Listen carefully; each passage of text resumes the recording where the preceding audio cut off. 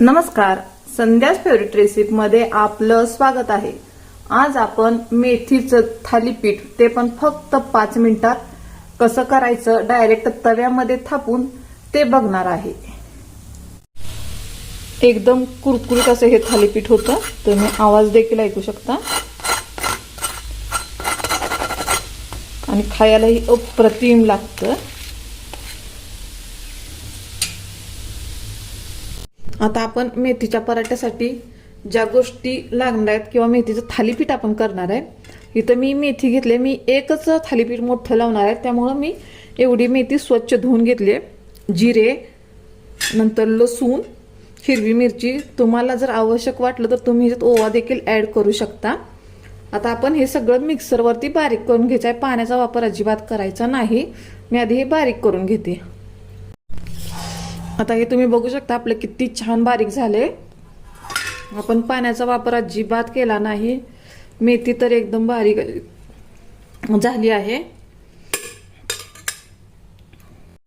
आता आपल्या थालीपीठला जे पीठ लागणार आहे ते या प्रमाणात घ्यायचं। 1 वाटी तर मी ज्वारीचं घेतले, अर्ध्या वाटीला थोडंसं कमी गव्हाचं घेतलंय व त्याच्यापेक्षा कमी बेसनचं घेतलंय। आता आपण हे मिक्स करून घेऊया। ह्याच्यात तुम्ही बाजरीचं पण ऍड करू शकता, नसेल तर तांदळाचं ऍड करू शकता, नाहीतर फक्त बेसन आणि ज्वारीच्या पिठात देखील करू शकता। आता आपण याच्यामध्ये थोडीशी हळद टाकून घेऊया, थोडेसे तीळ टाकून घेऊया। आपण तयार केलेला मसाला मेथीचा ती टाकून घेऊया। आता चवीनुसार मीठ टाकून घेऊया। मिठाचं प्रमाण थोडंसं जादा, मला हातानेच टाकायची सवय आहे। आता आपले हे पूर्ण तयार झाले। आता याच्यात थोडंसं आपल्याला तेल टाकायचं, जेणेकरून आपलं थालीपीठ एकदम खुसखुशीत होईल। त्यानंतर पोह्याच्या 1 चमच्याने तेल टाकले मी। आता हे शक्यतो ह्याच्यातच मळलं जातं, नसेल तर थोडासा पाण्याचा हात घेऊन घट्टसर असा गोळा करून घ्यायचा। मला थोडंसं पाणी लागतंय, आता थोडं थोडं करून मळून घेते। पातळ नाही मळायचा, घट्टच मळायचा। आपण भाकरीला कसं करतो त्या पद्धतीने मळून घेऊया। तुम्ही बघू शकता आता हे छान असं मळलं गेलंय। हे गव्हाचं पीठ बेसनचं असल्यामुळे खाली चिटकलंच जातंय। अशा प्रकारे आपला हा गोळा तयार झालाय, घट्टही नाही पातळही नाही। आता आपल्याला काय करायचंय, थोडासा तेलाचा हात घ्यायचा, थोडासा पाण्याचा हात घ्यायचा। गॅसवरती मी लोखंडी तवा गरम करण्यासाठी ठेवलाय। तर अशा प्रकारे होईल तेवढा हातावरती थापून घ्यायचं।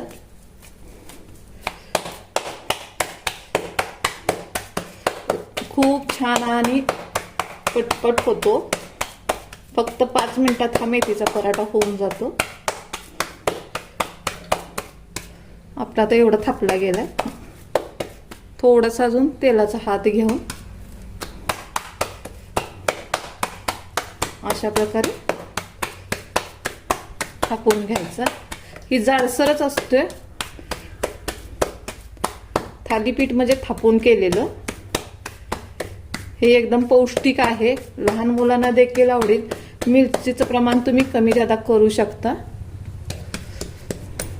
अशा प्रकारे आता आपले हे झालं। तर तव्यात आपण काय करायचं, आता आपण हे गॅसवरती लोखंडी तवा गरम करायला ठेवलाय, त्यात साधारण असं 1 चमचा तेल ओतायचं, पूर्ण तव्याला पसरून घ्यायचं, जेणेकरून आपलं थालीपीठ खाली चिकटलं जाणार नाही।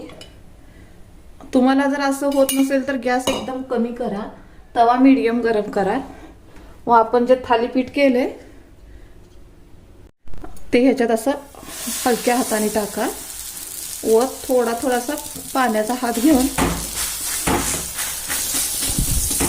अशा प्रकारे थापून घ्यायचं।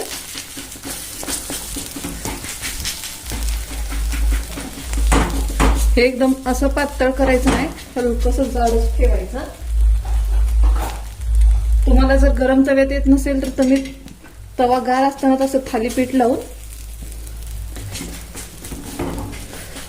तव्यावरती ठेवू शकता, म्हणजे गॅसवरती ठेवू शकता.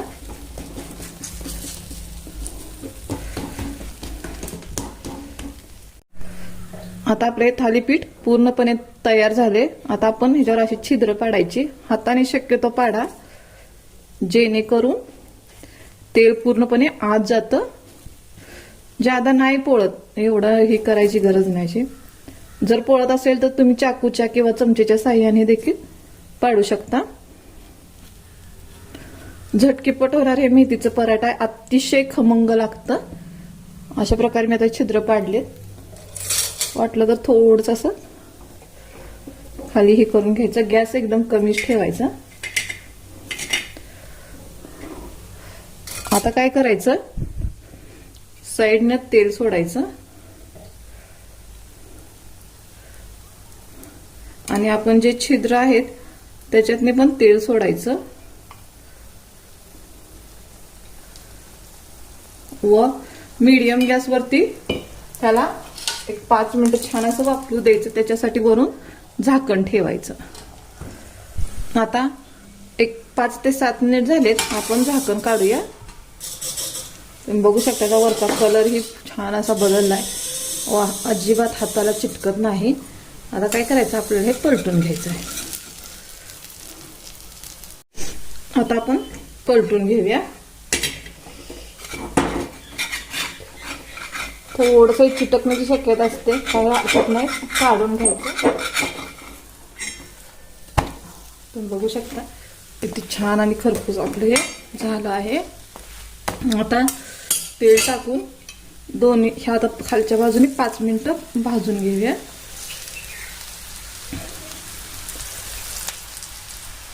आता 5 मिनिट भाजून घेऊया. आता 5 मिनिट झाले. आपण अजून एकदा हे पलटून घेऊया.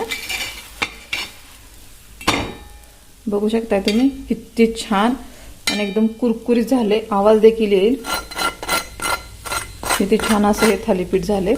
नक्कीच रेसिपी ही ट्राय करा, तुम्हाला खूप आवडेल. धन्यवाद.